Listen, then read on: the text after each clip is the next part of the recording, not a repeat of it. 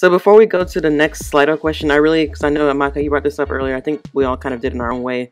But I just want to talk about like how communication wasn't always open for many of us kind of growing up. Again, the immigrant experience, because we can all relate to that. I speak for myself, but I know we can all relate. I think between ourselves and our parents, or just elders in general, there wasn't a lot of open communication. For example, if you ask, let's say, your elder, just some kind of question, they'll be looking at you like, why are you asking me that? Like, kind of stay in a child's place kind of thing. So I feel like we grew up not really knowing our parents, if that makes sense. Or at least not on a deep level. We just kind of knew them as, okay, these are the I don't want to say like the gods of the home, but these are like the big people. We're just the little people. That we do what they say, and that's just kind of how life works. So I just feel like, we didn't have like a really welcoming maybe environment sometimes to have certain conversations. So I do want to know, like now that, of course we're adults and everything, and, for those of you who have kids, like how would you say your relationship is more maybe open now, and maybe some conversation you have with your parents now that you didn't have growing up? Like if you can just kind of speak a little bit more about how the communication has changed, and maybe what you plan on doing with your own kids as it relates to communicating in a more open way. Me? Okay. So I have a very open communication with my boys. They tell me everything. And I know this question has come up a few times. Would you push them towards what you want based on what you know about them or what they have communicated to you, or would you allow them forge their path? And that's a question I struggle with, because I feel like kids don't know. They don't know what's best for them. And I understand how everyone might say, let them make their decisions, let them fail and get up and, do it better the next time. But for me, I feel like if I can nudge them towards the right, direction, or, I remember when my older one, when he was younger, he said he wanted to be a police officer. And to me, I already said, okay, he likes to protect people, he doesn't like, crime, he wants to see the world at peace. I'll probably push him towards that career path. I don't know if I want him, on the battle line with guns and stuff like that. So I might push him away from that. This is just an example. So communicating with them kind of opens up that window to kind of see them, see what they love, see, their true selves, and how you can better direct them in life in general. And no, not force them, just give them a nudge towards what you think based on our experiences as parents. Yeah, this is a great question. So I think I was talking to my cousin the other day about this, and we talk about how we kind of get confused on when adulthood started for us, because it's like, okay, one day it just clicks, like your parent or your aunt are talking to you in a certain manner, and then you're just like, wait, I can talk back. I can say, wait, hold up now. Like, I actually did this. You know what I'm saying? Like, you get the strength and the dignity back, you start being able to be more responsive to, things they're saying, to say, no, actually, I don't think that's right. And you start setting those boundaries.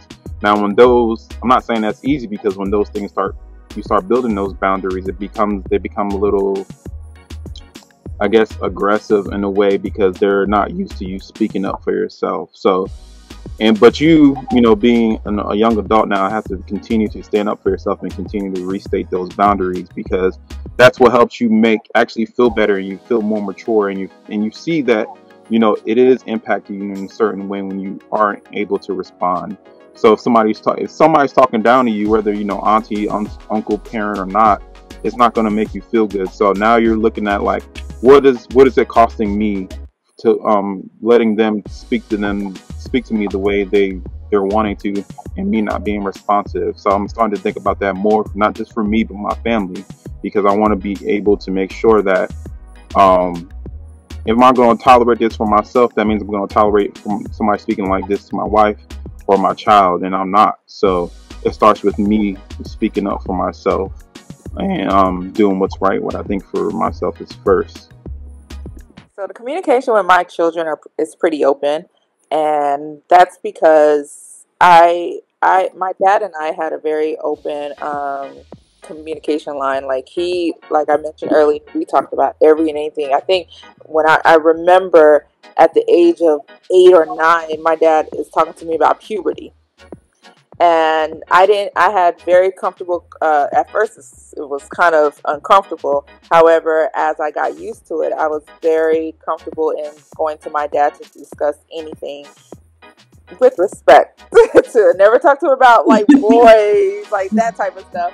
However, he still, gave me some tools and resources in regards to basically handling that situation. Whereas with my mother, it affected my relationship with her because she didn't really, it wasn't really easy to talk to her about stuff. And that's probably because she didn't really have certain life experiences or probably that type of communication line with her mother. So thankfully, I do believe that God sends angels on earth. And one of those angels is my childhood best friend's mom, who filled in that gap that my mother wasn't able to feel especially in my teenage years. She was the one that I could talk to about boys, just about that aspect of things that a lot of parents don't really talk about. So that makes me want to have that open line of communication with my parents. With my children. And I also noticed in school, in the aspect of let's say dating when you get in high school and all that type of stuff, I did notice that children or teens that did have that open line of communication with their parents, they knew how to handle dating better than those that didn't. They knew what the difference between men and difference between, women and women that were like gold diggers from a guy's standpoint, or like that were preying on them. And then they knew the difference between like a man that's trying to take advantage of you because you're naive and all that type of stuff. So yeah, I want to have open lines of communication with my children.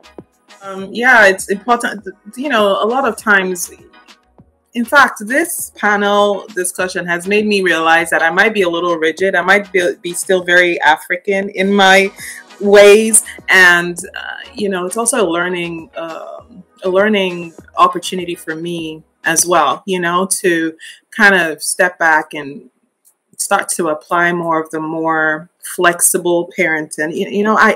I want to say that I have a very open communication with my boys, because I did have that as I grew up when I was younger, not so much. My mom was very strict and unapproachable. But when I got into puberty, she started to want to have those conversations. So I was lucky to have that later in life with my mom.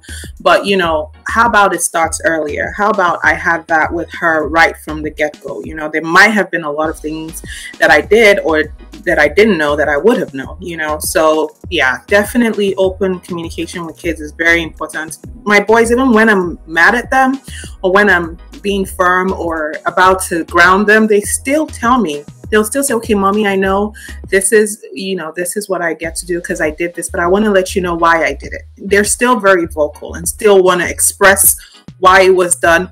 And that way I'm able to calm down. I'm able to say, okay, well, there are consequences, but I understand why you did this. And it really just helps with just that flow. So when you're done with your grounded or your grounding, we're not enemies. We both understand why and all of that. So